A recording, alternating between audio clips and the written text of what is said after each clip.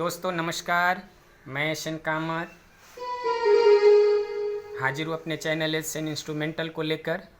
दोस्तों आपके जानकारी के लिए है ना, मैं इनिशियल स्टेज में जो आप लोग अक्सर फ़ोन करके पूछते हो, कमेंट्स तो कम करते हो चैनल पे, फ़ोन करके आप पूछते हो ये कैसे बजता है ना, ये गाने को कैसे बजाने का है ना, कैसे आप बजा लेते हो। तो दोस्तों मैं सबसे पहले आपको क्लियर कर दूं कि कोई भी गाना है ना, कोई भी सॉन्ग बजाने से पहले आपका perfect your knowledge, perfect your sargam ये होना चाहिए। मतलब ये जो 7 सरगम है अपने शानी ध प ग म रेशा, ये आपके परफेक्ट होने चाहिए। अगर आपने इसको परफेक्ट कर लिया है ना, तो कोई भी गाने आप बजा सकते हो। दूसरी बात आती है स्वर की जानकारी। स्वर की जानकारी बोले तो लय मात्रा है ना, ऊपर नीचे अप डाउन है ना, इसकी जानकारी आपको होना चाहिए, जिसको बोलते हैं नॉलेज ऑफ वर्ड्स, ये आपको आना चाहिए। तीसरी बात है सप्तक की जानकारी। सप्तक बोलते हैं ये ऑक्टेव, इंग्लिश में बोलते हैं उसको ऑक्टेव, और अपने म्यूजिक भाषा में बोले तो कालिफ। ये एक कालिफ है ना, एक पहली कालिफ, दूसरी कालिफ, तीसरी कालिफ, चौथी कालिफ, इस तरह से ऑक्टेव शिफ्ट। मतलब आपको मीडियम में बजाना, स्लो में बजाना है ना, हाई में लेके जाना, तो वो सॉन्ग पे डिपेंड करता है कि सॉन्ग किस टाइप के हैं, बराबर।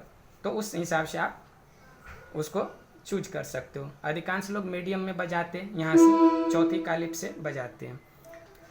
चौथी जानकारी है बात है गाने के बोल। गाने के बोल आपको पहले से डिसाइड होना चाहिए कि मुझे ये गाना बजाने का है या ये गाना गाने का है।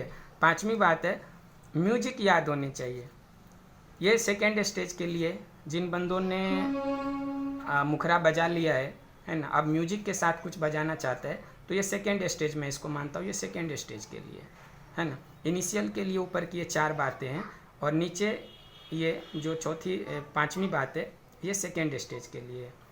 तो मैं आपसे ये गुजारिश करूँगा कि आप जो भी सॉन्ग सुनते हो, जो गाना बजाना चाहते हो, उसके म्यूजिक बाय हार्ट आपको याद होना चाहिए। म्यूजिक याद रहेंगी तभी आपकी उंगली पटरी पे थिरकेंगे, पटरी पे प्ले कर पाओगे। म्यूजिक अगर आपको याद नहीं है तो आप बिल्कुल म्यूजिक नहीं बजा सकते, केवल मुखरा बजा लोगे बस।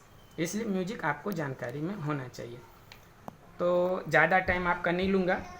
आज का हमने नगमा लिया है अगर आसमां तक मेरे हाथ जाते।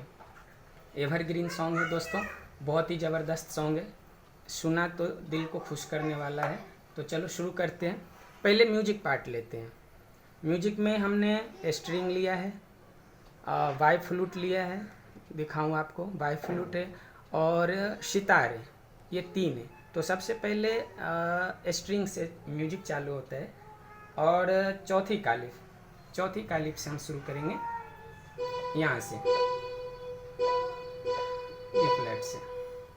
तो देखिए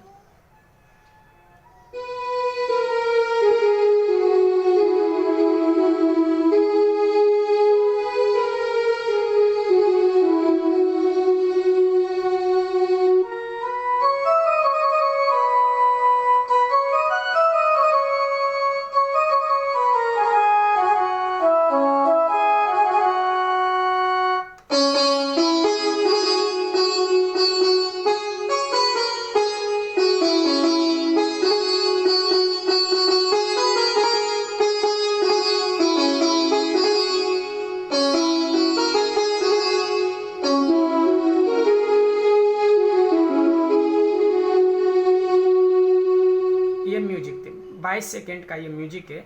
ये 22 सेकेंड, 22 सेकेंड के बाद गाना चालू होता है। गाने में हमने फ्लूट लिया है, ये देखो गाना यहाँ से चालू होता है।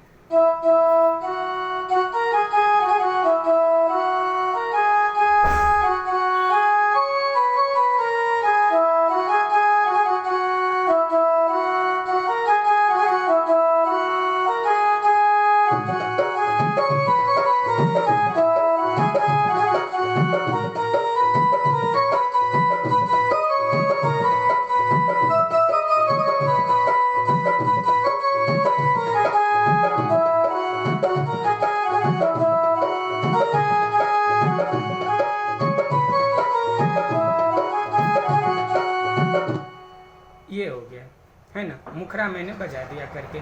अब इनिशियल शुरू में जो मैंने म्यूजिक बजाया वही म्यूजिक बीच में भी है और लास्ट में भी है। मैंने ये गाना इसलिए चूज किया ताकि आप इनिशियल बिगनर्स को अच्छे से समझ में आए कि मुखरा और म्यूजिक में क्या अंतर होता है। अभी वही म्यूजिक आप बीच में बजा सकते हो। उस म्यूजिक को कैसे बजाएंगे, फिर से वही शुरू करेंगे।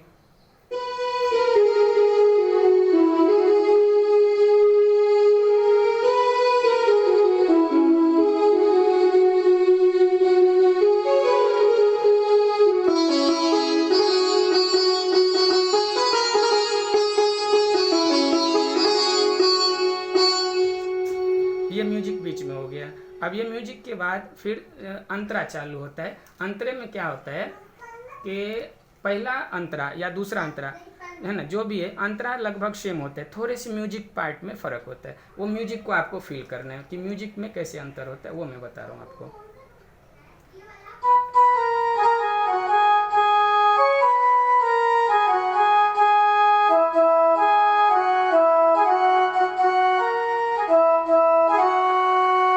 क्या बजाया, यहाँ से वहाँ तक बिछेरेंगे कलियाँ, महकती रहेंगी ये फूलों की गलियाँ।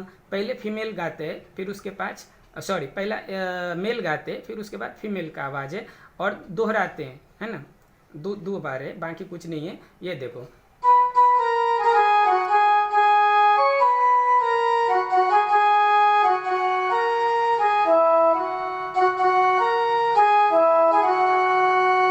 बस। अब आगे बढ़ते हैं।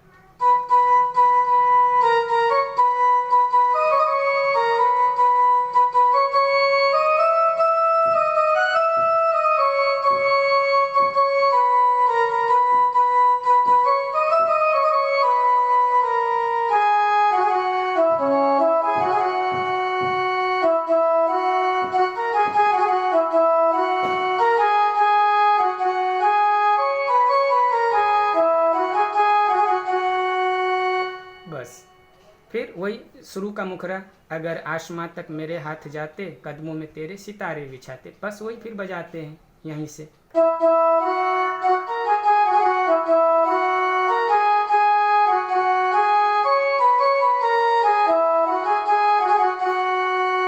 ये बजाते हैं। अब दूसरी जो अंतरा है वो भी सब सेम है।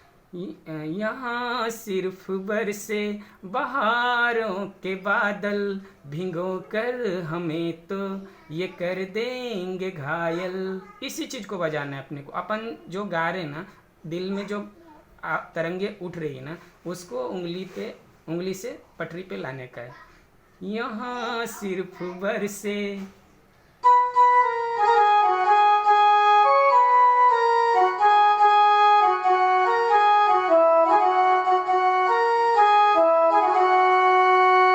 बस वही चीज़ है। अंतरा दोनों सेम है। म्यूजिक में थोड़ा सा यहाँ फ़र्क है, जो मैं म्यूजिक पार्ट आपको देना चाहता हूँ मेन, वो यहाँ पे थोड़ा सा फ़र्क रहता है।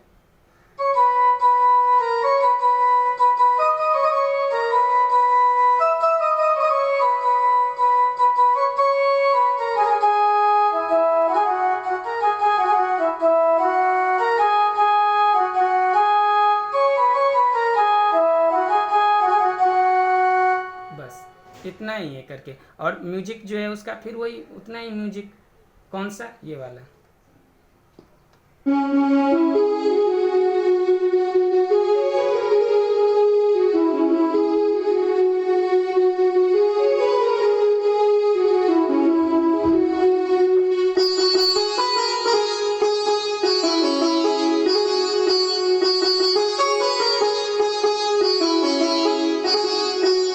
अब आपका आगे का सवाल रहेगा म्यूजिक कैसे बजाते, कहाँ से बजाते। तो मैं आपको क्लियर कर दूँ, जिस गाने पे आप मुखरा, जिस स्केल से बराबर बी शार्प, ए शार्प, एफ फ्लैट, सी फ्लैट, जहाँ से आप मुखरा बजाते हो, सेम उसी स्केल में, उसी पटरी पे आप म्यूजिक भी बजा सकते हो। म्यूजिक भी वहीं से निकलता है, बाकी अन्य कहीं से म्यूजिक नहीं निकलता है।